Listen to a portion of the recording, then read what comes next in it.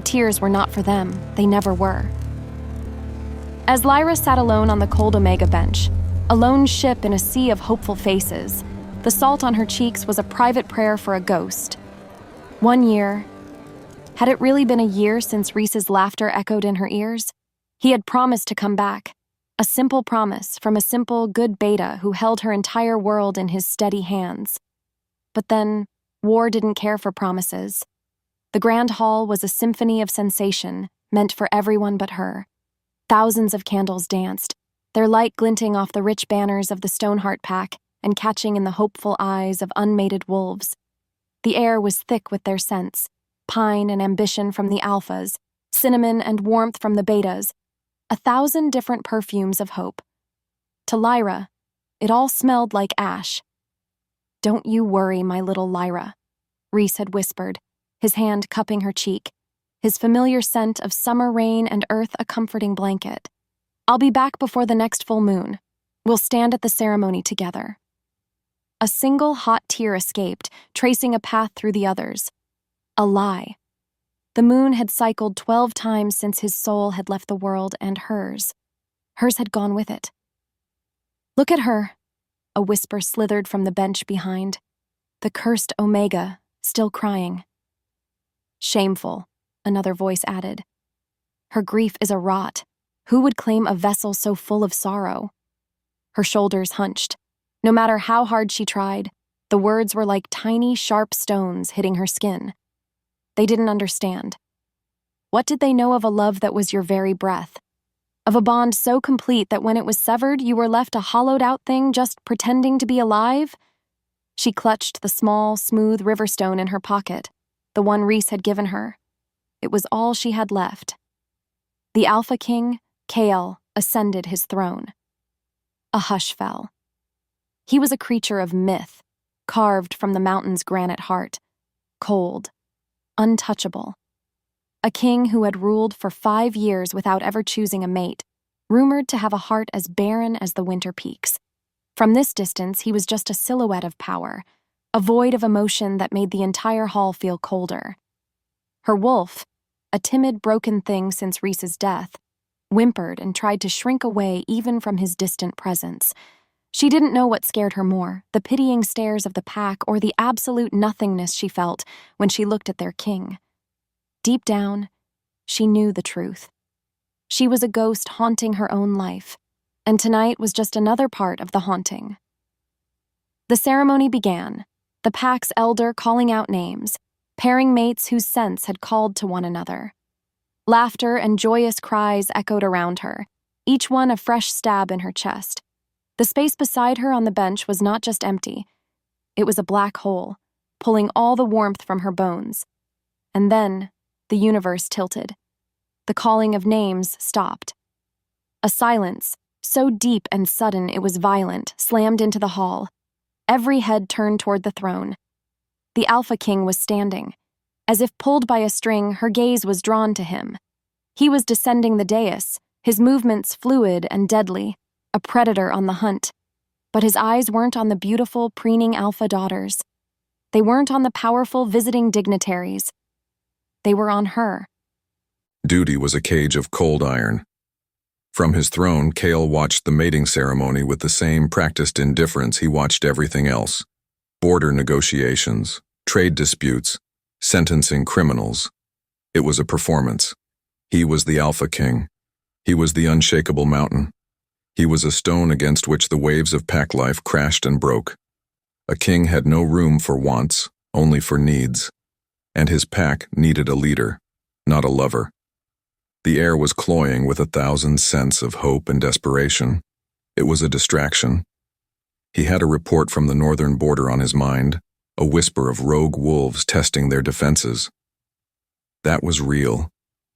This was pageantry. His wolf paced restlessly within him, but Kale kept it leashed. It was a tool of power, a weapon of last resort, not a creature of sentiment. But then, something cut through the noise. It wasn't a scent of hope. It was sorrow, a fragrance so pure and devastating it had a texture, like rain-soaked earth and crushed wildflowers on a forgotten grave. It was a scent of absolute, soul-deep loyalty to something lost. And it was familiar. Why was it so damn familiar? The rogue wolf report vanished from his mind. The whispers of the crowd faded to a dull hum. There was only the scent, a silver thread pulling at something deep inside him, something buried under years of duty and ice. His wolf rose, not with the simple lust of a male seeking a mate, but with a primal, agitated recognition, a howl of memory and pain, mud, blood, the smell of fear and the metallic tang of death. The memory was a ghost, a half-formed thing from a night he desperately wanted to forget. A failed mission, a battlefield, a soldier dying under his command. He pushed the thought away. It was impossible. Yet the scent grew stronger, a siren call of beautiful, tragic agony. His instincts surged, overriding years of rigid control. Find it, know it, claim it. Without thinking, his eyes scanned the hall, past the vibrant, laughing wolves, and into the shadows where the Omegas sat. And there, he saw her. A lone figure, shoulders shaking with silent sobs, her head bowed in a private world of pain. The cursed Omega, they called her, Lyra Vale. In that moment, his wolf howled a single word in his soul. Mine. It made no sense. He was the king and she was broken.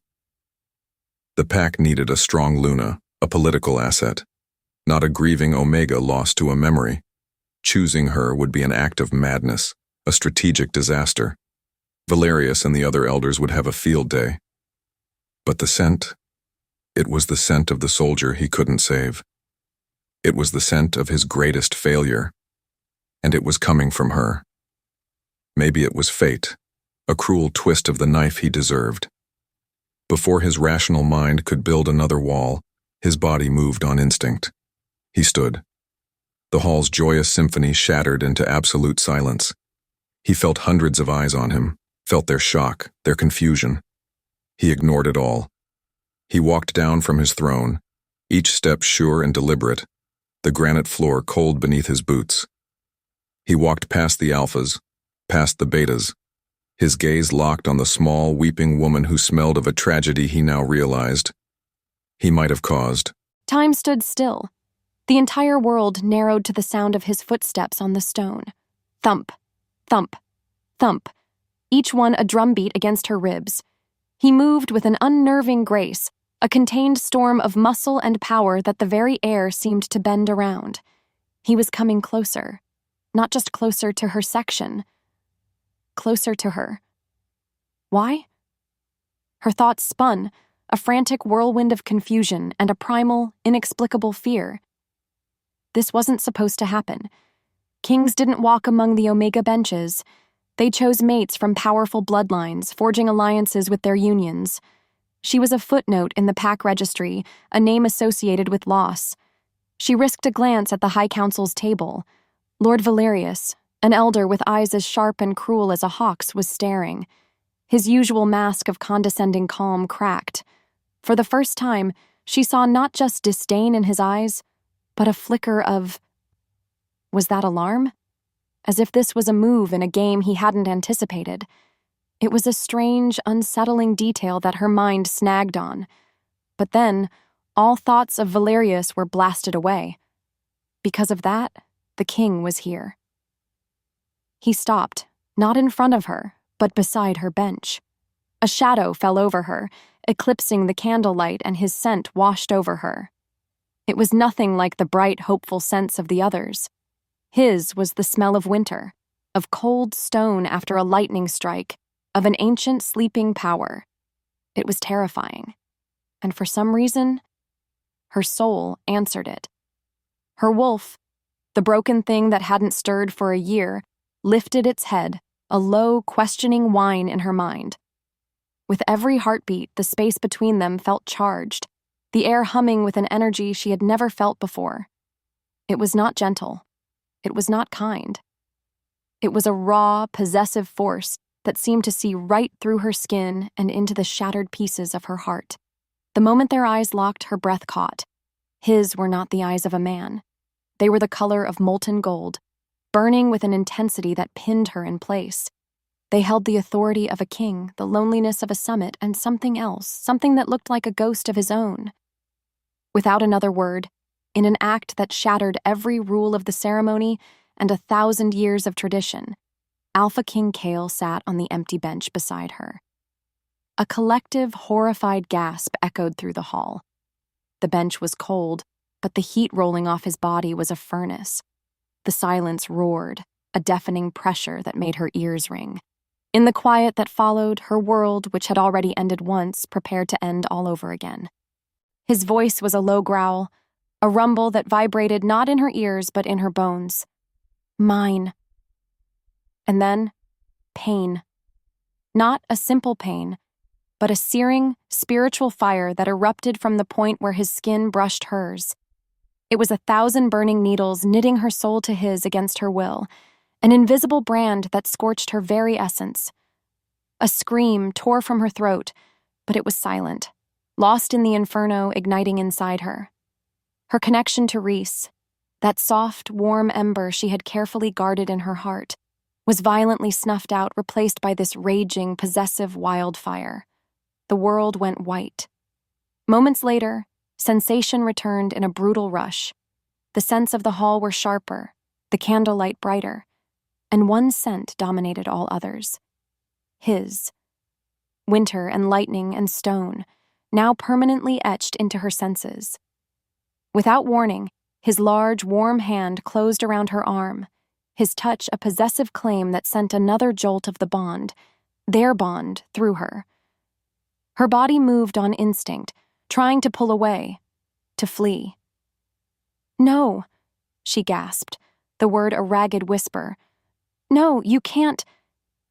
He didn't even look at her. His golden eyes swept across the stunned, silent hall, a silent dare for anyone to challenge him. And no one did. Of course they didn't. He was the king. What followed was a blur of motion. Royal guards, massive and grim-faced, materialized around them, forming a living wall that separated her from the rest of the world. Whispers erupted behind them, a tidal wave of shock and speculation. "He chose the cursed one!" "An Omega? This is madness!" Lyra felt her knees buckle, but his grip was iron, holding her up. Her immediate goal was just to breathe, to push back against the suffocating reality crashing down on her. But then, as he began to lead her away from the benches, away from her solitary life and toward the dais, a different feeling surged through her. Fury. Pure, unadulterated rage. How dare he? How dare he touch her grief? How dare he trample on the sacred ground of her memory of Reese and plant his own flag? This wasn't a mating. It was a conquest. "Let go of me," she hissed, her voice trembling with a strength she hadn't felt in a year. He finally looked down at her, and the cold indifference in his eyes was more terrifying than any anger would have been. He looked at her as if she were a possession he had just acquired, an object. His voice was flat, devoid of all emotion. "You are the Luna. You will walk beside me." Truth be told, she wasn't walking. She was being dragged into a new life, a gilded cage she never asked for. Her world hadn't just changed, it had been utterly and irrevocably destroyed for the second time. As they passed the High Council's table, her eyes met Lord Valerius's again. The alarm she saw before was now gone, replaced by a cold, calculating look. A look that told her this wasn't just madness. It was an opportunity. For whom, she didn't yet know. The great doors of the hall were opened, and the king pulled her through them, leaving her old life behind in a room full of whispers. The moment the doors closed behind them, the mask of control threatened to crack. The bond was a roaring torrent in his veins, a wild, triumphant beast that was entirely at odds with the cold dread icing his heart. He had just made a move that could destabilize his entire reign. Why? Because of a scent. Because of a ghost in his memory. Before he could process his own reckless act, he was confronted. "Have you lost your senses, Kale?" Lord Valerius's voice was low and sharp, his eyes like chips of flint. He had followed them out, his two most loyal council members flanking him like shadows. Kale released Lyra's arm, instead placing a guard on either side of her. He turned to face the elder, forcing his own voice to remain a low, authoritative growl. I have chosen my mate, Valerius. The law is satisfied. The law demanded a Luna, not a liability, Valerius sneered, his gaze flicking to Lyra with undisguised contempt. You have bound yourself to a broken Omega who will bring nothing but weakness to your throne. Her sorrow is a poison. The pack feels it. This is a catastrophic error in judgment. Kale stepped closer, using his height and sheer presence to force the elder back a step. My judgment is not for you to question.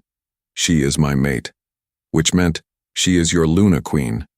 You will show her the respect she is owed. Valerius held his ground, his lips twisting into a smirk that was far more dangerous than any snarl.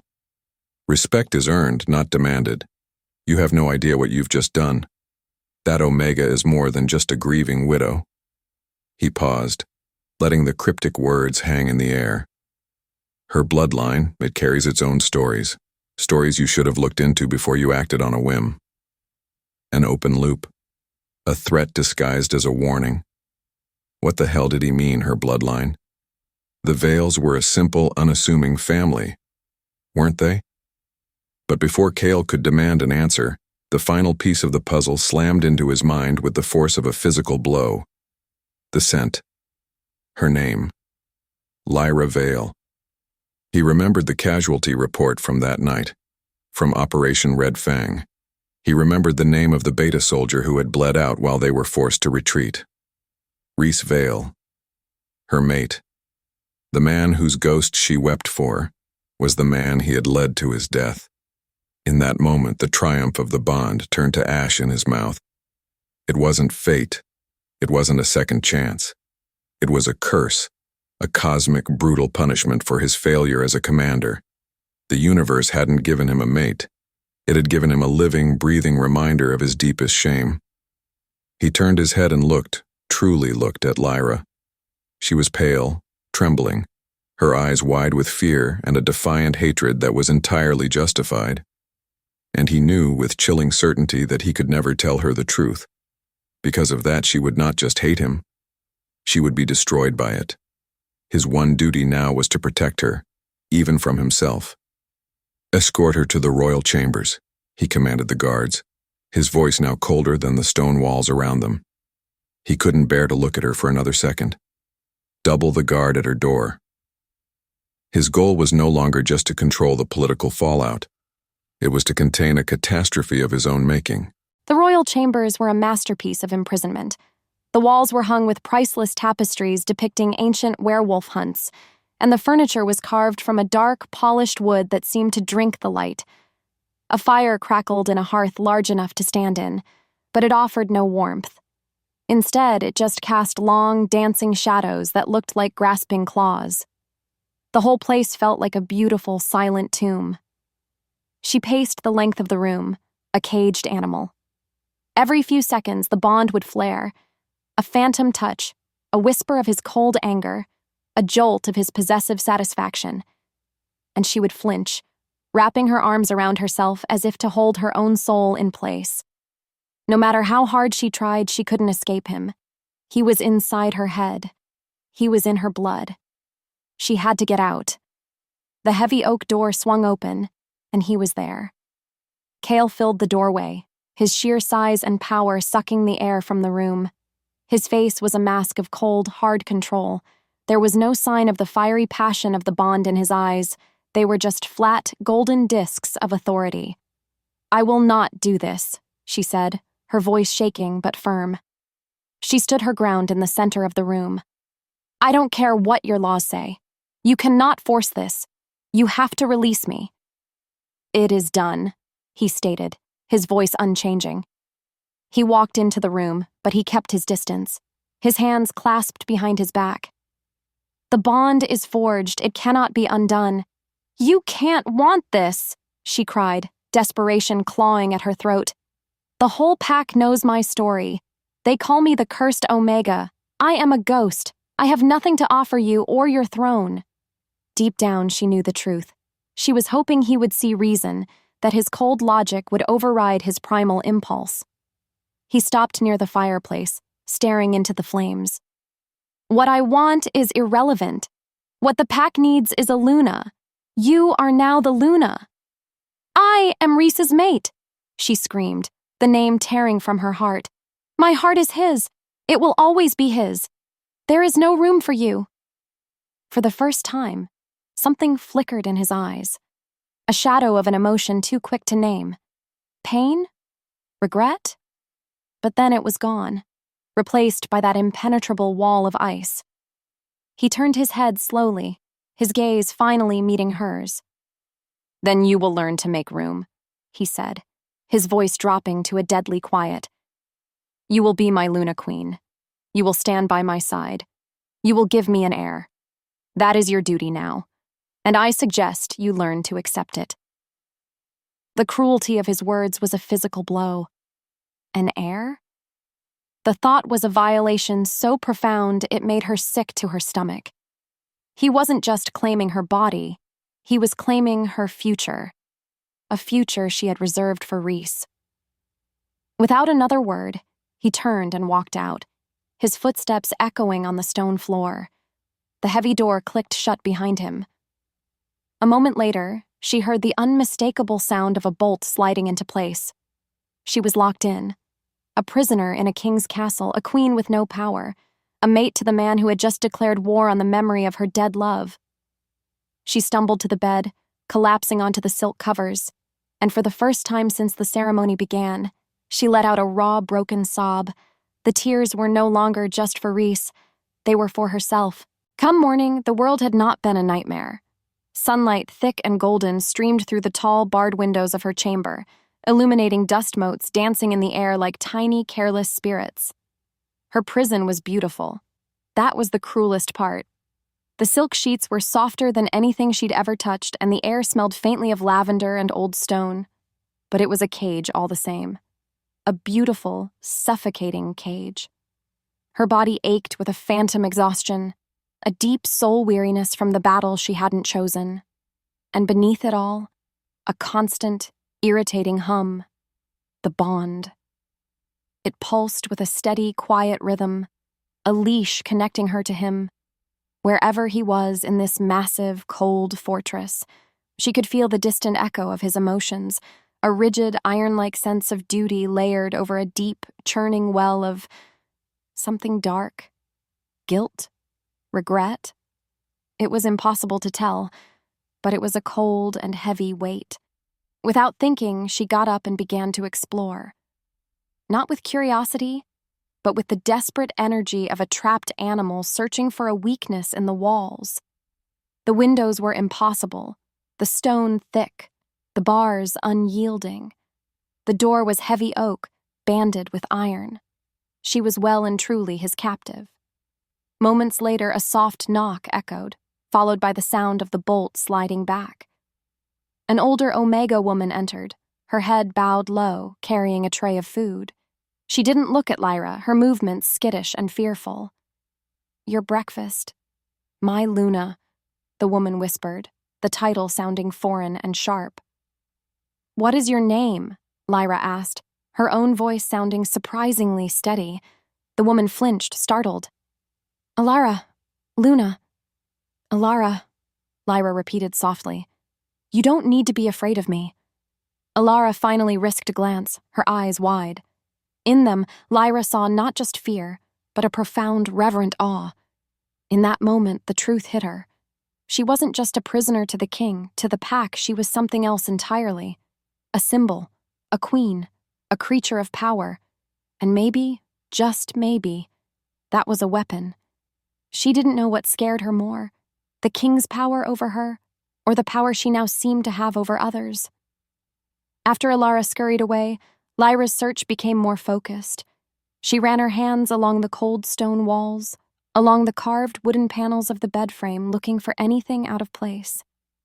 And she found it. Behind a tapestry depicting a great white wolf, a single stone in the wall was loose. Her heart skipped. With trembling fingers, she worked it free.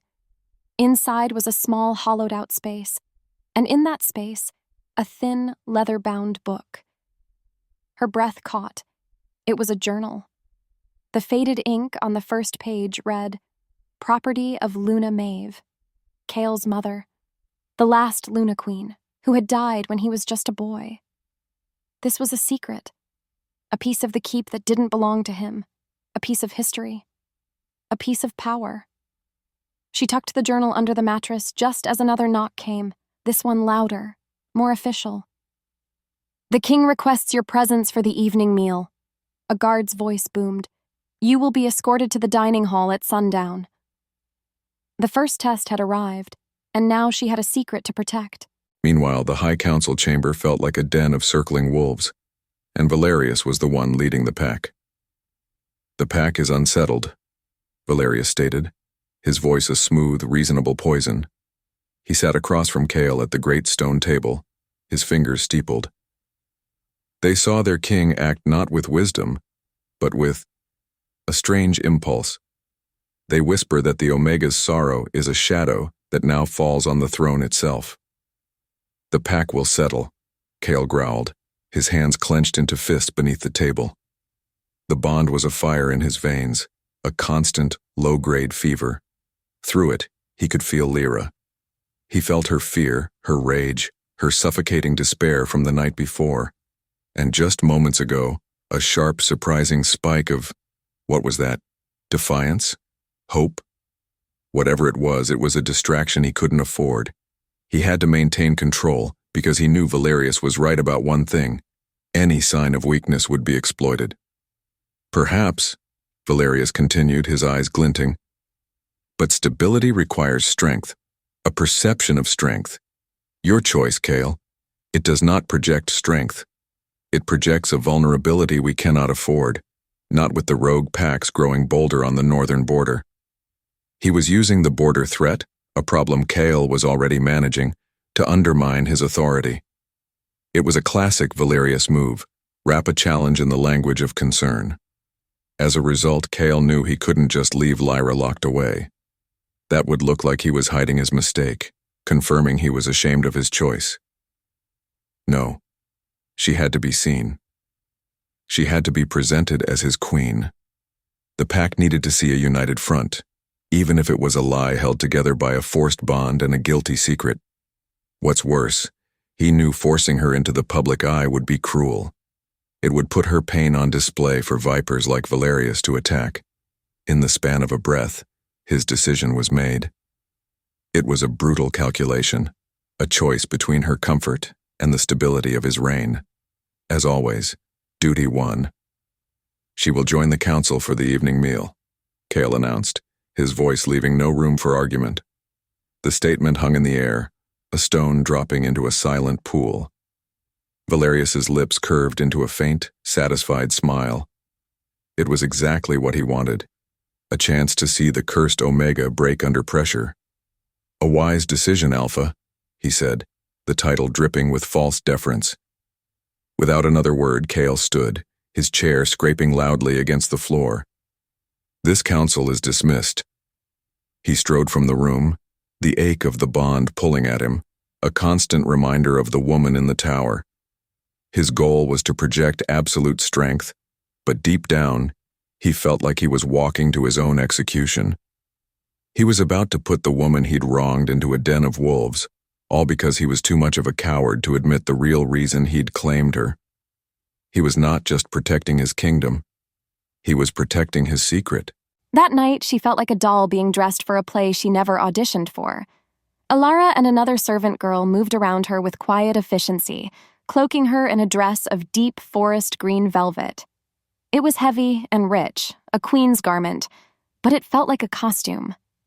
A lie. With every step she took down the long, torchlit corridor towards the dining hall, flanked by guards, her pulse raced. She could feel him through the bond, a steady, cold presence waiting for her. He was nervous, she realized with a jolt. Not scared, but tense, tightly coiled, like a wolf waiting for a fight. It was the first chink she'd found in his armor of indifference. The moment she entered the great dining hall, a hush fell. It was a smaller, more intimate room than the Grand Hall, but no less intimidating. The High Council, a dozen of the most powerful alphas in the pack, were seated around a long, dark wood table, and at its head sat Kale. He stood when she entered, a formal, empty gesture. His golden eyes met hers, and for a heartbeat, the world narrowed to just the two of them, bound by the invisible fire. There was no warmth in his gaze, but there was an order. Play your part. She was seated to his right in the Luna's chair that had been empty for 2 decades. The silence stretched, thick and heavy. The air was rich with the scent of roasted meat, spiced wine, and the simmering animosity of the council.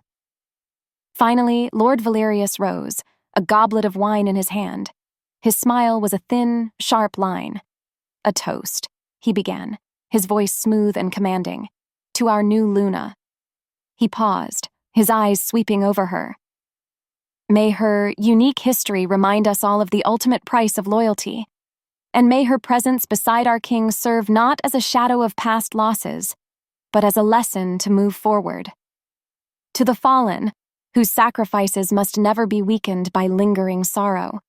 The insult was a poisoned dart, wrapped in a pretty speech. He was calling her a weakness. He was calling her love for Rhys a flaw. The entire table was watching, waiting for her to flinch, to cry, to prove him right. She felt a tremor go through Kale beside her, a wave of cold fury that he quickly suppressed. In that moment, a memory of Rhys surfaced, so clear and strong it was as if he were whispering in her ear. He had never been the strongest or the fiercest, but he had been brave. He never backed down from a bully. Something inside her shifted. She picked up her own goblet, her movements slow and deliberate. She didn't stand. She didn't need to. She met Valerius's gaze across the table, her own eyes clear and steady. "I will gladly drink to the fallen, Lord Valerius," she said, her voice quiet but carrying through the silent room. "And I will drink to loyalty." She took a small sip. "Because true loyalty is not weakened by sorrow." She set the goblet down softly, her gaze unwavering. "It is forged in it." The air thickened. Valerius's smile faltered. He had expected tears, but he got steel instead. A beat later, an old alpha at the far end of the table grunted in approval and raised his own goblet. Then another. As if the world tilted on its axis, she felt Kale turn his head to look at her. She didn't dare meet his eyes, but she felt the weight of his stare, and through the bond, she felt something new. Not coldness, not anger. It was shock, and a flicker of something so foreign and unexpected it made her breath catch. It felt like respect. The respect he'd felt was a dangerous thing. Back in the cold sanctuary of his study, Kyle paced before the hearth, the fire doing nothing to warm the chill in his blood. Lyra's words from dinner echoed in the stone chamber. True loyalty is not weakened by sorrow. It is forged in it. She had faced down Valerius, a wolf who had made grown alphas tremble, and she had done it not with a snarl, but with a quiet, unbreakable dignity. She had defended her ghost, and in doing so, had shown more strength than half his council. Because of that, the bond, which had been a low, irritating hum, was now a resonant chord. It sang with her defiance. It pulsed with her surprising strength. And his wolf, the beast he kept chained in the dungeons of his soul, was listening. It liked this new song. It wanted more of it. He tried to focus. He unrolled the maps of the northern border, his mind forcing itself onto the problem of the rogue packs Valerius had so conveniently mentioned. Tactics, patrols, supply lines. These were the cold, hard facts of his life. These were the things he could control. But then, a wave of heat washed through him, so intense it made him stumble. It wasn't from the fire. It was from the bond. It was raw, a desperate loneliness radiating from her chambers, a mirror of the desolate wasteland inside his own chest. His wolf surged against its chains, roaring, "Mate, our mate feels enough." He growled to the empty room. But it wasn't enough. The bond was no longer just a hum. It was a physical pull, an invisible rope tied around his gut, yanking him from his duty. It was a fire blooming beneath his skin. He could smell her, even from across the keep. The scent of sorrow now mingled with a faint, intoxicating hint of outrage and confusion. He gripped the edge of his desk, his knuckles white. This was madness. He was the king. He was control incarnate. Yet, his own body, his own primal nature, was betraying him. The moment the thought crossed his mind, his feet were already moving. He didn't remember striding through the halls, his guards scrambling to keep pace. He didn't remember the feeling of the cold iron handle of her door in his hand. All he knew was that he had to see her. He had to stand in her presence and prove to himself that he could withstand this primal, idiotic pull. He swung the door open, and the world stopped. She was standing by the window, bathed in a column of pure moonlight. The green velvet dress clung to her, a shadow against the silver light. Her arms were wrapped around herself, but she wasn't weeping. She was staring out at the dark mountains, her profile a study in defiant sorrow, a queen carved from moonlight and grief. In that single heartbeat, the chains on his wolf shattered. As if pulled by a string, he crossed the room in 3 long strides. The air between them crackled, thick with unspoken things. She turned, her eyes widening in alarm as he reached for her. Before either could speak, his mouth was on hers. It was not a gentle kiss, it was a collision. It was desperate and brutal, a raw expression of a year of her loneliness and a lifetime of his. He tasted the salt of her old tears, the fire of her recent defiance. He tangled his fingers in her hair, pulling her flush against him, and a low growl ripped from his chest. Mine. Mine. Mine. Her body, rigid with shock for a second, answered. A soft, broken sound escaped her lips as her hands came up to grip his arms. The bond flared between them, a supernova of heat and want. He was lost. Drowning. But then, a flash of memory. Mud. The scent of blood. A young beta soldier, his eyes going dull, gasping a single unfinished name. Lie. Guilt. It was a bucket of ice water to his soul. With a ragged gasp, he ripped himself away from her. The space between them burned, colder than ever. He stared at her kiss-swollen lips and wide, confused eyes, and the self-loathing that was his constant companion returned with a vengeance. He had just kissed the mate of the man he killed. This, he choked out, his voice a harsh rasp, was a mistake. Without another word, he turned and stormed from the room, slamming the heavy door behind him, leaving her alone in the damning moonlight. Her world tilted. One moment she was drowning in a storm of sensation she hadn't felt in a lifetime. Heat, power, a terrifying, all-consuming want. The next, she was left standing alone, the cold air a slap to her heated skin. Her lips burned. Her entire body trembled with the aftershock of his touch, a chaotic mix of fury at his arrogance and a deeper, more humiliating tremor of traitorous desire. Her body had answered him. Her wolf had answered him. As the echo of the slamming door faded, a sob of pure confusion and frustration tore from her chest. What was he? A monster? A king? One moment he was ice, the next a raging inferno, and then ice again. Who was the man behind the crown and the cold, golden eyes? No matter how hard she tried, she couldn't stay in that room. The air was too thick with his scent, with the ghost of his touch. Her thoughts spun. She needed something. An answer. An explanation.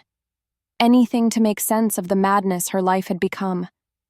As if fate demanded it, a single thought cut through her panic. His study. She had felt his tension from there earlier. Maybe she could find something there, a clue to the man, not the king. Her body moved on instinct. She crept to the door, her heart pounding. The guards were still there, but they stood like statues, their faces forward, accustomed to the king's comings and goings. Slipping into the shadows of the corridor, she moved like a ghost, her bare feet silent on the cold stone. She followed the lingering echo of his power, a trail only she could feel, until she found herself before a massive door of dark oak. It was slightly ajar. With every heartbeat, she felt like she was committing a grave crime, but she couldn't stop. She pushed the door open and slipped inside. The room was vast, dominated by a desk carved from the heart of a giant tree. It smelled of old leather, ink, and the sharp winter scent of Cale himself. A single lamp cast a pool of golden light over a chaotic mess of maps and papers. This was it, the heart of his power, the center of his mind. Her goal was simple: understand. Her eyes scanned the desk, drawn to a detailed map of the northern borderlands. Next to it sat a worn leather folder. The words stamped on it made her blood run cold. Operation Red Fang, After Action Report. Her breath caught. Reese's mission. The name was a scar on her soul. Her hand trembled as she reached out and opened the folder. The first few pages were dry reports, lists of supplies, patrol routes. Then, the casualty lists. Her eyes found his name instantly. Beta Reese Vale, deceased. The sight of it in cold, official ink was like hearing of his death all over again.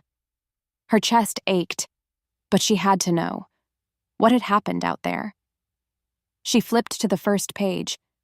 It was a mission directive, an order. Her eyes scanned the tactical jargon until they landed on a sentence that made the world go silent. Proceed with the assault on the rogue encampment despite unreliable intelligence on enemy numbers. The strategic value outweighs the potential for increased casualties. It was a death sentence, a calculated risk where lives like Reese's were the acceptable price. And at the bottom of the page, a signature, crisp, dark, and utterly unmistakable. A signature she had seen on pack decrees, a signature that belonged to only one wolf, authorized by Alpha King Cale. The papers slipped from her numb fingers, scattering across the floor like dead leaves. The air she was trying to breathe wouldn't come. It wasn't war that had taken Reese. It wasn't faceless rogues. It was a choice, an order, his order. The king who had claimed her, the man whose brutal kiss was still a phantom burn on her lips. He hadn't just taken her future, he had destroyed her past. The sound of footsteps in the hall. Before she could move, before she could even think, the door swung fully open. Kyle stood there, his shadow falling across her. His eyes, golden and intense, widened for a fraction of a second as he saw her. Then they dropped to the damning report at her feet, and then they rose to meet hers again. And in his eyes, she saw the horrible, soul-shattering truth. He was a coward. He had fled her room like a frightened boy, not a king. He had retreated to his study, the one place he was supposed to be in command, but his mind was in utter chaos. The bond was a maelstrom of her feelings, the sting of his rejection, the burn of her confusion, the deep, aching sorrow. To make things worse, a new feeling was bleeding through, a dawning, soul-freezing horror. He didn't understand it, but the moment he stepped into his study, he did. She was there, a ghost in the lamplight, her face as white as bone, and at her feet, the scattered pages of the Red Fang report, the evidence of his greatest sin. The air thickened, becoming heavy, unbreathable. He watched her face as she looked up at him, her beautiful eyes once filled with grief, now vast empty pools of shock. She knew. He could see the precise moment the pieces connected in her mind, the moment simple grief curdled into a betrayal so profound it had no name. All the words he could have said, all the excuses or justifications, died in his throat. Because there were none. He had signed the order. The choice had been his. The strategic value had outweighed the risk, and Reese Vale had been part of the price. It was the cold, brutal calculus of a king. A calculus he would have to live with for eternity. He couldn't lie to her, not about this. He gave a single, sharp nod. It was all the confirmation she needed. He watched the last bit of life drain from her face. He saw her soul crack. The bond between them, which had just flared with such impossible heat, twisted into something sharp, icy, and agonizing. It was the feeling of a blade turning in his own heart. In the stillness that followed, the world was supposed to end. He was supposed to face her rage, her hatred, her screams. It was the punishment he deserved. But then, a frantic, desperate pounding hammered on the study door, shattering the sacred horror of the moment. "Alpha King, forgive the intrusion, but it's urgent," a guard's voice yelled, strained with panic. Before Cale could answer, the door burst open. His most trusted guard, Boren, stood there, his chest heaving. "My king," he gasped, his eyes wide. "Lord Valerius. He has invoked the ancient law of question. He's using your distraction over the Luna to call an emergency session of the High Council. They are gathering in the hall right now." Boren took a ragged breath. "He's moving to challenge your fitness to rule." The world was ending after all. Just not in the way he expected. Valerius had made his move. The political attack he had been anticipating was here, and it had come at the exact moment his greatest personal vulnerability had been laid bare, exposed to the one person in the world who now had every reason to help his enemy see him burn. He was trapped, caught between the wolf at the door and the woman whose heart he had just finished breaking. The guard's frantic words were just noise, a buzzing fly in a world that had shrunk to the space between her and the king. The scattered papers at her feet were not just a report, they were the tombstone of her love. And his signature was the chisel that had carved it. Betrayal was too small a word. It was a hollowing out, a theft of the past, leaving her grief a fraudulent thing. Cale's eyes were locked on hers, and in their golden depths, she saw no defense, only a bleak, horrifying acceptance of his guilt. The king was gone, and in his place was the man who had sent her mate to die. "My king, you must come now," the guard, Boren, insisted, his voice cracking with urgency. That broke the spell. Cale finally tore his gaze away from her, his jaw tight. "I will be there." His voice was a low, rough thing, the sound of stone grinding against stone. He turned to the guard. "Assemble my loyal guard in the antechamber. Allow Valerius to speak. I want to know every wolf who stands with him." Boren nodded sharply and was gone, his footsteps echoing his panic.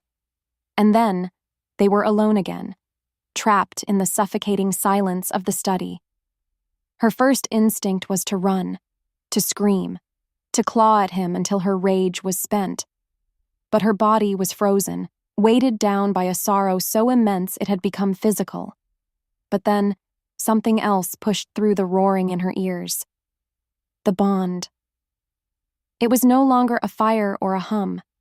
It was an open wound, and through it, she felt him. Not his authority, not his anger. She felt a crushing, suffocating wave of self-loathing so pure and powerful it took her breath away. It was the guilt of a commander who remembered every fallen soldier's face. It was the agony of a man who knew he was damned. It was a pain that mirrored the desolation in her own soul. This monster, this killer of her love. He was suffering, and his suffering felt as real as her own. The thought didn't bring forgiveness. It brought a terrible, confusing clarity. Her story, Reese's story, his story. They were not separate threads. They were a tangled, blood-soaked knot. And she was standing in the middle of it. Without thinking, she made a choice. Her goal was no longer to escape him. It was to confront the truth, all of it. He was turning to leave, his shoulders tense, preparing for his political battle. "Wait," she said. Her voice was quiet, but it stopped him cold. He turned back slowly, his face a mask of stone, bracing for her hatred. She looked him straight in the eye, her own grief a shield against the fear. "Before you go there, you will tell me everything. Not the report, not the king's reasons. You will tell me what happened that night." It was not a request. It was a demand, her point of no return. She was no longer running from the ghost of her past. She was demanding to look it in the face. Her demand was a blade to his throat. He had expected screams. He had expected tears. He had expected the righteous fury of a wronged mate. He had not expected this cold, quiet command. She wasn't attacking him. She was dissecting him, demanding the truth from the man, not the king. And in her eyes he saw that a lie, an evasion, would be the final, unforgivable sin. He was already on his way to a political battle for his throne, a fight that required every ounce of his focus and authority.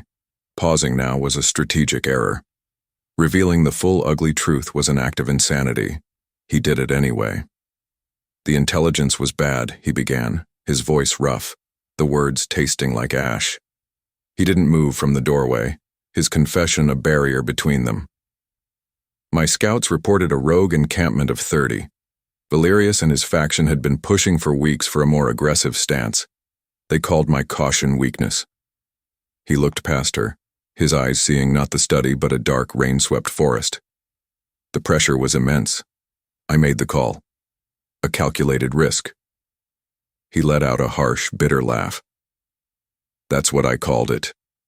A calculated risk. His gaze fell back to her, forcing himself to witness her pain. There weren't 30. There were over 100. They were waiting for us. It was an ambush, a slaughter, the retreat order. I gave it too late. I was trying to save the mission, trying to prove the risk was worth it. The memory rose, vivid and choking. I was there when we fell back to the rallying point. I remember kneeling in the mud. So many of our dead. I found him. Reese. Her name hung in the air, a ghost between them. He was still alive. Barely. He tried to speak. Cale's voice broke, the sound rough and ugly. He cleared his throat, the king forcing his way back. His last act was to try and defend the flank for the others who were retreating. He was a brave soldier. My error in judgment cost him his life. It cost you everything. He offered no excuses. He offered no comfort. He just gave her the jagged, broken pieces of the truth. It was his penance. In the quiet that followed, a guard appeared in the doorway, his face pale. My king. The council is assembled. Lord Valerius is speaking now. They are waiting. The time was up. He had given her the weapon that could destroy him utterly. And now he had to walk into a room of wolves and pretend he was still their unbreakable king. His words settled not in her ears but in her bones. They didn't heal the wound, but they cleaned it, exposing the ugly, complicated truth of it. Reese hadn't been a number in a report. He had been a memory, a moment of failure that haunted the king. And Valerius had been the voice pushing for the risk. She felt numb as she followed Cale from the study, the guards falling into formation around them. They walked the long stone corridors in a silence so heavy it felt like a physical weight. She could feel the chaos of his emotions through the bond, the grim resolve for the fight ahead, layered over the raw, open wound of his confession. He was broken too, just in a different way. When they reached the doors to the council hall, he paused, turning to her. "Stay here," he commanded, his voice low. "This is not your fight." But it was. Valerius had made it her fight. He swept into the hall, and she slipped in behind him, melting into the shadows by the wall. The room was full, the air electric with tension. Valerius stood before the assembly, his voice ringing with false concern. "And so we see the result," he was saying, his arms spread wide. "A king so consumed by an impulsive, emotional choice for a broken, grieving Omega that our borders are threatened. He has forgotten his duty to the pack, lost in a fog of sentimentality for a mate who is a living symbol of tragedy and weakness. Every word was a stone thrown at her. He was using her love for Reese, her most sacred memory, as a weapon. He was twisting her pain into a political narrative, defiling the one thing she had left. Rage, cold and pure, burned through her numbness. This wasn't about Cale's fitness to rule anymore. This was about a vulture picking at the bones of her dead mate for his own gain. Cale stood by his throne, a silent mountain, letting Valerius spin his poison. He was waiting for the challenger to overplay his hand. "His judgment is compromised," Valerius thundered, pointing a finger at Cale. "He is not fit to lead us. I say the time has come for a stronger hand to guide this pack." A murmur of agreement rippled through a faction of the council. Valerius was winning. Cale's silence was being read as weakness.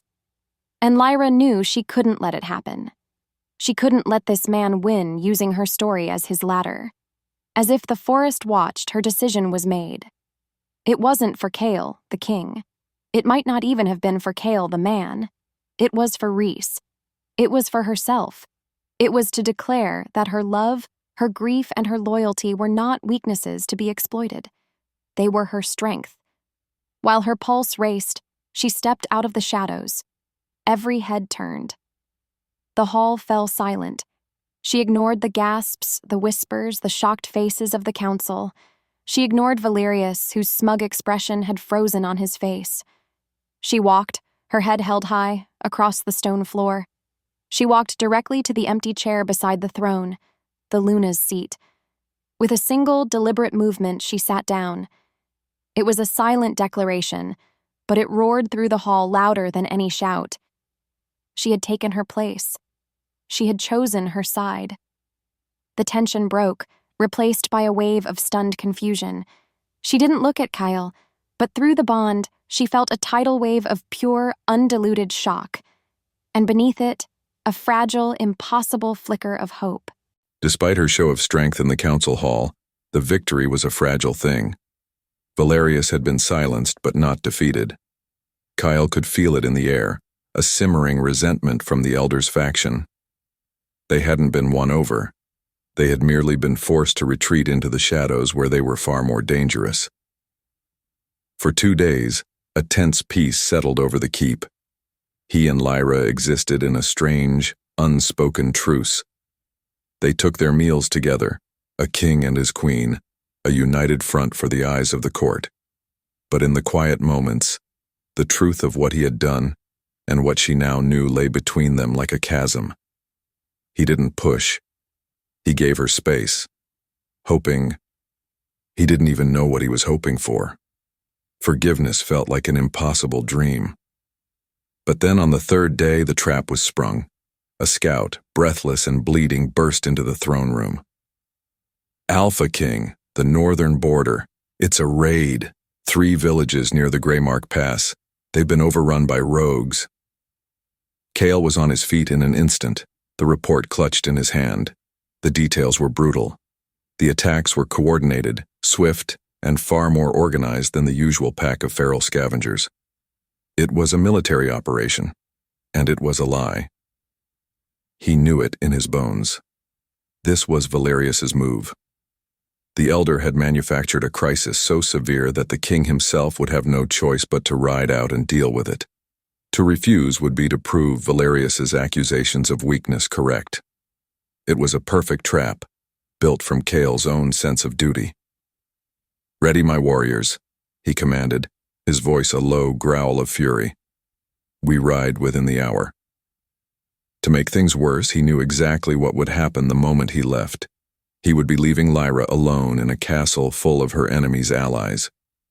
He was walking into one ambush on the border, while leaving her to face another, far more insidious one here at home. Before he left, he found her in the gardens, the only place in the keep that felt more like her than him. She was standing by a bed of winter roses, their dark red petals a stark contrast to her pale skin. "I have to go," he said, the words feeling like a betrayal. "The northern villages are under attack." She looked at him, her eyes searching his. She was intelligent. He knew she could see the strange timing of it all. "Is it real?" she asked, her voice barely a whisper. "The danger to the villagers is real," he answered, which was the only truth he could offer. "Which means I have no choice." He took a step closer, the urge to protect her a physical ache in his chest. "Lyra," he began, his voice rough. "While I'm gone, Trust no one, especially not those who offer you sympathy. Valerius does not fight with claws, he fights with poison. Her gaze was unreadable, a mixture of fear and the steely resolve he'd seen in the council hall. She simply nodded. It was all he would get. It was all he deserved. As he rode out from the gates of Stoneheart Keep, the setting sun casting long, dark shadows behind him, he couldn't shake the feeling that he was not riding towards a battle, but away from the one that truly mattered. The moment the king's war party disappeared over the horizon, the atmosphere in the keep changed. It was a subtle shift, like a drop in air pressure before a storm. The formal deference the staff had shown her curdled into something else. Whispers followed her down the corridors, stopping the second she turned a corner. Guards who once nodded to her now stared straight through her, their faces blank. Elara, the serving girl, would leave her meals by the door and flee, refusing to meet her eyes. She was being isolated, systematically, utterly. But the true poison started to spread on the second day of Kyle's absence. It began with the council wives who would gather in the gardens and speak just loud enough for her to overhear. A terrible burden on him, you know. Heard it from a warrior who knew Rhys Vale. Said the boy was never the same after they were bonded, so distracted by her moods, her constant sadness. It was a lie, a vicious, hateful lie. Rhys had loved her sorrow as much as her joy. He had called her his winter rose. Yet, the whispers were relentless, and they were working. The story began to twist and grow. Truth be told, the story went. Rhys's death was his own fault. His mind was on his weeping mate back home, not on the battle. Her grief was a distraction that got him killed. The lie was a knife, and with every whisper, it twisted deeper into her heart, aimed directly at her oldest, most secret fear, that her love was a cage, and her sorrow was a curse. She tried to fight it, to hold on to the truth of what she and Rhys had shared. But the psychological war was relentless. She was one person against 100 whispers, 100 averted gazes, 100 cold shoulders. Her newfound strength began to fray, worn down by the constant, invisible assault. She was alone, utterly and completely alone in a castle of enemies. As if summoned by her despair, Lord Valerius requested an audience. He found her in the library, a place she had sought out for its silence. He didn't approach her with the arrogance he'd shown in the council hall. Instead, his face was a mask of gentle, paternal concern. It was the most terrifying thing she had ever seen. "My dear Luna," he said, his voice soft and sympathetic.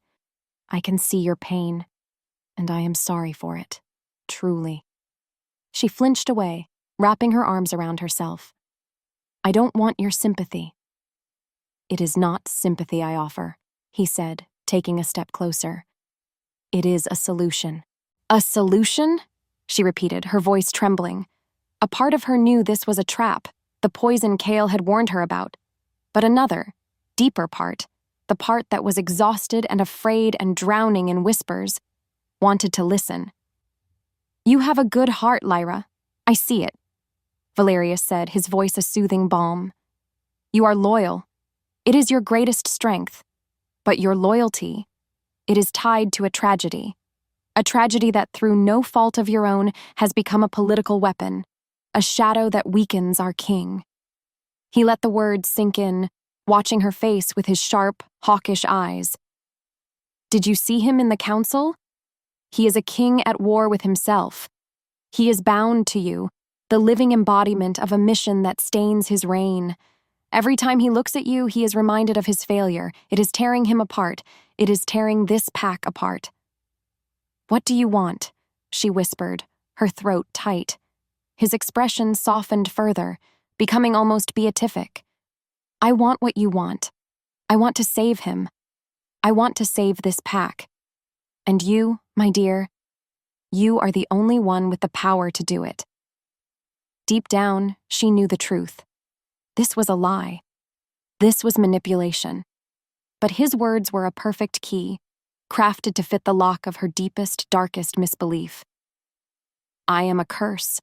I destroy what I love. She had lost Rhys. Now, was her very presence going to destroy Cale and his entire kingdom? He saw the conflict in her eyes and moved in for the final devastating blow. "There is an old right," he said, his voice dropping to a conspiratorial whisper. "A noble sacrifice. A Luna can, of her own free will, renounce the mating bond to save her alpha from a weakness that threatens the pack. It is the ultimate act of loyalty, not to the memory of the dead, but to the future of the living." He was offering her an escape, a way to finally stop being the curse. She could become a savior. She could perform one last perfect act of love to protect a mate, the way she had failed to protect Rhys. It would be an agony beyond imagining, but it would be an end to the pain she was causing. The fight went out of her. The steel she had found, the anger, the defiance, it all crumbled to dust, leaving only the hollow, aching certainty that he was right. She was the poison, and this was the only antidote.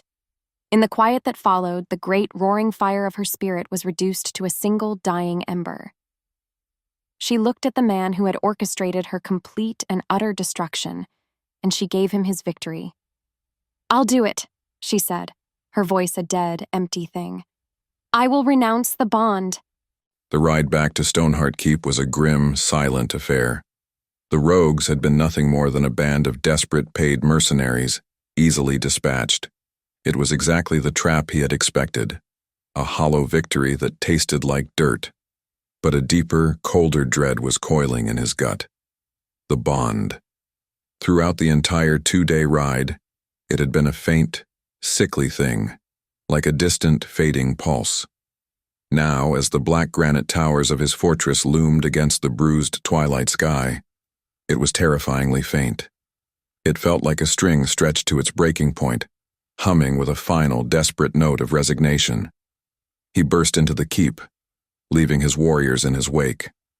The castle was too quiet, the staff moving with a feigned, nervous calm. He didn't need to ask. He could feel it. He followed the dying thread of their connection, his heart hammering against his ribs, not with the fury of a king, but with the primal terror of a mate. He found her in the royal chambers. She was standing before a long mirror, but she wasn't looking at her reflection. She was staring into nothing. Ilara was fastening a simple, austere white gown around her shoulders, a garment for sacrifice, not celebration. Lyra was a ghost, her eyes vacant, the vibrant fire of her spirit completely extinguished. In that single heartbeat, the world shifted. He saw the truth, not just what Valerius had done, but the devastating success of his poison. He had broken her. He had taken her strength and convinced her it was a flaw. "Leave us," he growled, the command ripping through the quiet room. Ilara squeaked and practically vanished. The door clicked shut. Lyra didn't turn. She didn't even seem to be breathing. "It's for the best," she whispered to the empty space, her voice a dead, hollow leaf skittering across stone. "The renunciation ceremony is set for tonight. My sorrow. It won't be a shadow on the throne any longer." He strode across the room, stopping directly behind her. He could see her reflection in the mirror, see the utter despair that had claimed her, and all the guilt, all the self-hatred he had carried for a year, finally transformed. It was no longer a weight to crush him. It was fuel for a righteous, protective fury he had never known. "No," he said, his voice low and shaking with the force of his rage. She flinched. "You don't understand." "I understand perfectly," he roared, his control shattering. He grabbed her shoulders, turning her to face him. Her skin was ice cold. "I understand that I left you alone in a den of snakes. I understand that Valerius used your goodness against you, that he took your loyalty and twisted it into a knife to drive into your own heart." He looked into her empty eyes, desperate to find a spark. "Do you think I care about the throne right now? Do you think I care about the pack's whispers?" He shook her gently. "Listen to me, Lyra. Your sorrow is not a shadow. Your loyalty is not a weakness. It is the strongest damn thing in this entire kingdom, and I was a fool for not seeing it."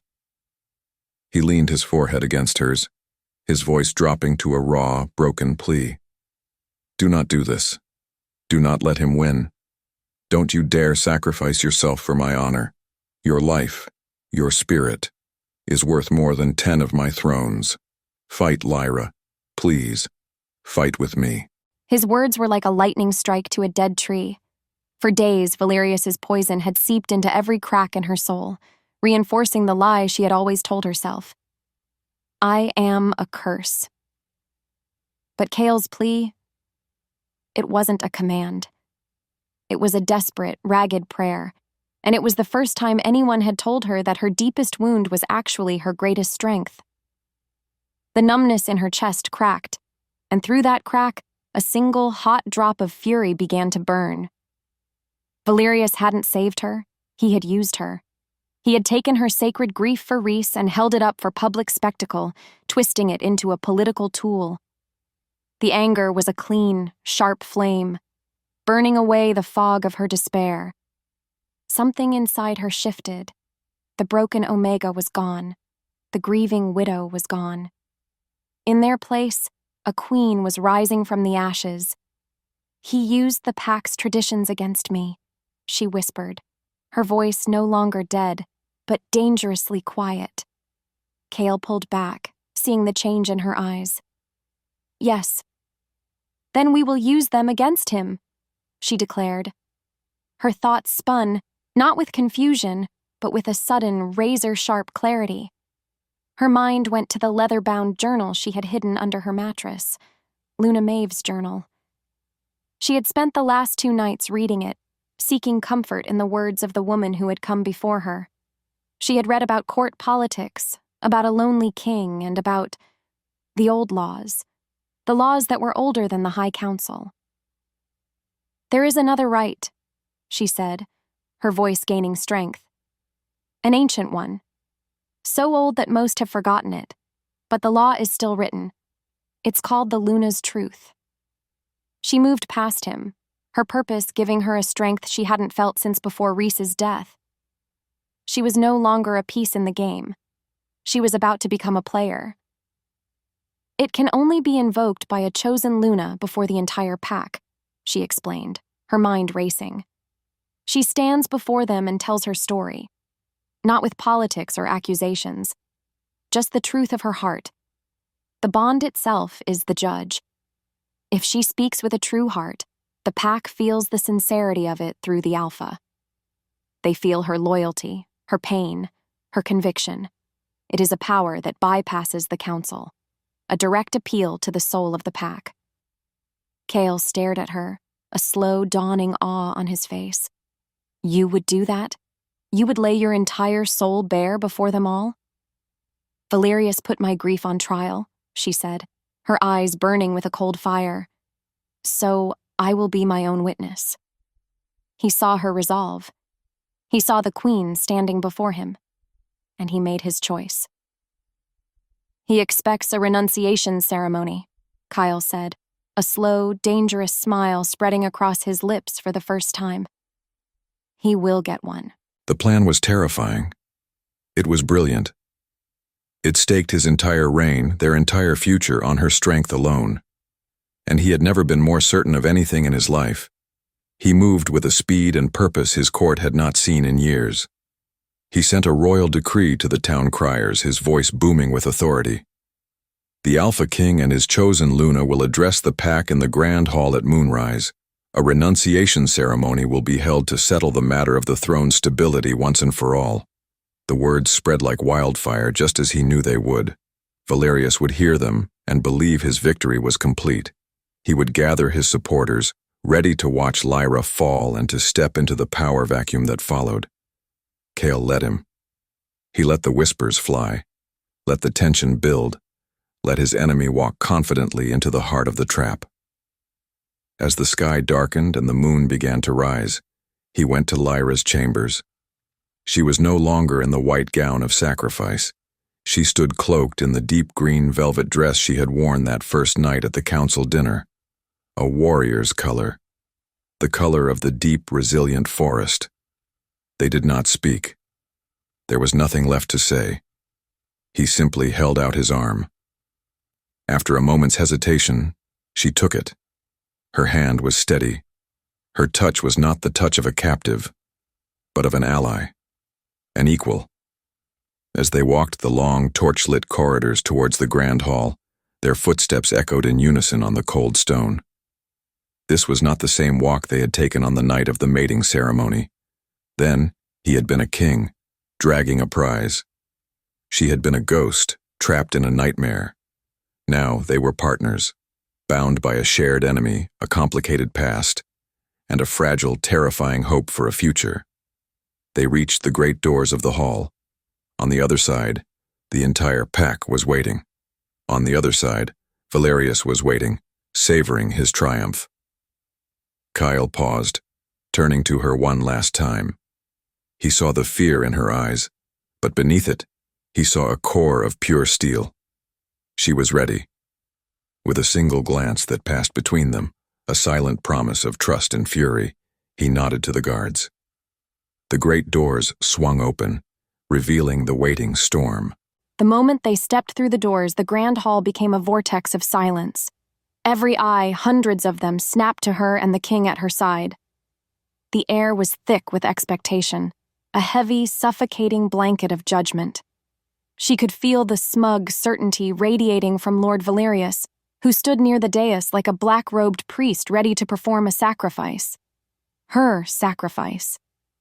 Kale led her forward, his grip on her arm not possessive, but steady. A silent anchor in the storm. They didn't stop at the bottom of the dais. He led her up the steps, seating her in the Luna's throne beside his own, before turning to face the assembly. The collective gasp was a gust of wind in the still room. Valerius's face tightened, his plan already shifting off script. Before he could speak, he plastered on his look of solemn concern. "Alpha King," he began, his voice ringing with false piety. "We are gathered for a painful but necessary duty. For the good of the pack, the Luna has agreed to—" "No," Lyra said. Her voice was not loud, but it cut through his like a shard of glass. She rose from the throne, her green dress a slash of life in the cold, gray hall. "That is not why we are gathered." She felt a jolt of pure shock from Kale through the bond, but it was immediately followed by a wave of unwavering support. He was giving her the stage. He was trusting her completely. "I am Lyra Vale," she began, her gaze sweeping across the sea of uncertain faces. "And I invoke the Luna's truth." A ripple of confusion and awe went through the crowd.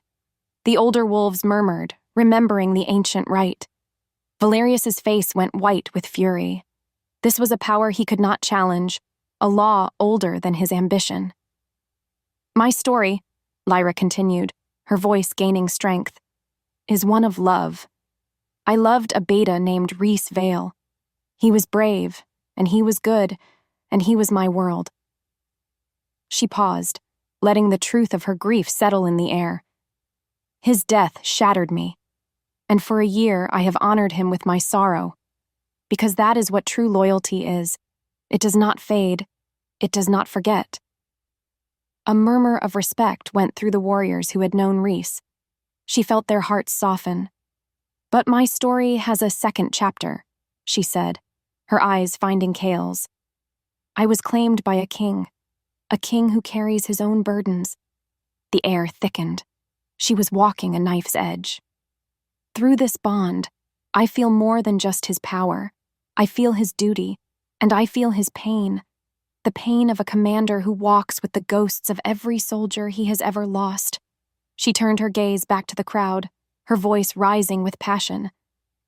"Lord Valerius calls my sorrow a weakness.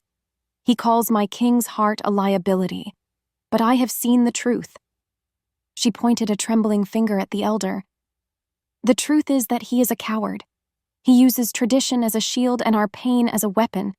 He pushed for a reckless mission that created my grief, and now he seeks to use that same grief to steal a throne he is not worthy of." The bond between her and Kale flared, a beacon of pure, unvarnished truth. Because of that, the pack felt it. They felt her loyalty to Rhys, her complex connection to Kale, her righteous fury at Valerius. It wasn't a political speech. It was a bearing of her soul. A low growl of agreement started at the back of the hall. It grew, spreading from warrior to warrior until it was a threatening rumble aimed squarely at Valerius. His face twisted, the mask of piety melting away to reveal the snarling ambition beneath. His political trap had failed. As if the world narrowed to a single point of violence, he turned on Kale. "This is your doing. You have let this Omega poison the pack with her sentiment. If you are truly king, you will face me, trial by combat, for the Alpha seat." Without a second's hesitation, Kale stepped forward. "I accept." The moment the challenge left Valerius's lips, the world went silent. The political battle was over. Now, the primal one began. Guards rushed to clear the center of the hall, the crowd forming a wide, breathing circle around the two alphas. Kyle shed his heavy cloak, his movements fluid and economical. He saw Lyra, her face pale, but her eyes blazing with a fierce, unwavering belief in him. In that moment, he wasn't just fighting for his throne. He was fighting for her, for the future she had just handed back to him. Valerius was already shifting, his body contorting as bones snapped and reformed. He was a large, powerful wolf, his fur a salt and pepper gray, his snarl revealing yellowed teeth. He was fueled by rage, by the humiliation of being outmaneuvered by a grieving Omega. It made him strong, but it also made him reckless. Kale let his own wolf rise to the surface. The transformation was a controlled explosion, a release of the power he so often kept leashed. He was larger than Valerius, his fur the color of a moonless night, his eyes the same molten gold they were in his human form. He did not snarl, he did not roar, he simply watched, a silent storm of contained power. Valerius lunged first, a blur of gray fury. It was a straightforward, brutish attack. Kale sidestepped with an easy grace, the elder's claws raking uselessly through the air. He didn't immediately counterattack. He let Valerius charge again and again, letting the older wolf tire himself out, letting his rage burn away his stamina. The pack watched, mesmerized. They were seeing the difference between a challenger and a king. Valerius was fighting to take something. Kale was fighting to protect everything. Finally, Valerius, panting, his movements growing sloppy, lunged one last time. This time, Kale met him. It wasn't a clash. It was an interception. He moved under the elder's attack, his powerful jaws clamping down on Valerius's shoulder. There was a sickening crunch of bone. Valerius howled, a sound of agony and shock, and collapsed to the floor, shifting back into his human form, clutching his ruined arm. The fight was over. In the stillness that followed, Kale shifted back, his body still humming with the power of the wolf. He stood over the defeated elder, not with triumph, but with a cold, final authority. "Lord Valerius," he said, his voice echoing in the silent hall, "for your treason against the crown and your manipulation of the pack, you and your bloodline are hereby banished. You will be escorted to the border by dawn. If you ever set foot in these lands again, you will be hunted as a rogue." He turned his back on the broken man, his duty done. The political threat was neutralized. His gaze swept the hall and landed on Lyra. He ignored the gasps, the murmurs, the bows of his pack members. He walked through the crowd, which parted for him like the sea, and did not stop until he was standing before her. He said nothing. He simply reached out and took her hand, his thumb stroking the back of it. The bond between them was no longer a wound, or a fire, or a question. It was a calm, steady, unbreakable cord of light. And in her eyes, he saw not the ghost of another man, but the reflection of his own soul, finally at peace. 3 weeks later, the grand hall was once again filled to capacity. But the atmosphere was not one of tension or hope. It was one of celebration, of renewal. He stood on the dais, not in armor, but in the formal robes of a king at peace. The pack was before him, their faces upturned, full of a respect that felt deeper and more real than any fear he had ever commanded. Beside him stood Lyra, She was not a shadow or a symbol. She was a presence, a quiet power that seemed to center the entire room. For too long, Cale began, his voice ringing with a new warmth, we have defined strength as the absence of weakness. We have defined leadership as the absence of emotion. We have been wrong. He turned and took Lyra's hand, lacing his fingers through hers. True strength is not the absence of scars. It is the courage to bear them. True loyalty is not forgetting the past, but honoring it as you build a future. He looked at Lyra, his heart in his eyes. My mate has taught me this. She has taught all of us this. He faced the pack again, his voice rising with conviction. Because of that, the old laws must change. The Luna is not a consort. She is not a shadow to the throne. She is its other half. From this day forward, she will not be known as Luna, but as Luna Queen, my equal in all things. We will rule this pack, together. Her breath caught, Luna Queen, his equal. The words were a gift more precious than any crown. She looked out at the faces in the crowd. They were not seeing a cursed Omega. They were seeing their queen. A queen forged in sorrow, yes, but a queen nonetheless. Her love for Reese was a part of that story, a beautiful, foundational stone in the woman she had become. It did not diminish what she felt now. It gave it depth. The pack erupted in a unified, deafening howl of approval. It was a sound of joy, of acceptance, of a new beginning. She turned to Cale, her heart so full she felt it might burst. He was smiling, a true, genuine smile that reached his golden eyes, chasing away the last of the shadows. Are you ready, my queen? He murmured, his voice for her alone. She squeezed his hand, her own smile finally breaking free. The tears that welled in her eyes were not tears of sorrow, but of triumph. I am,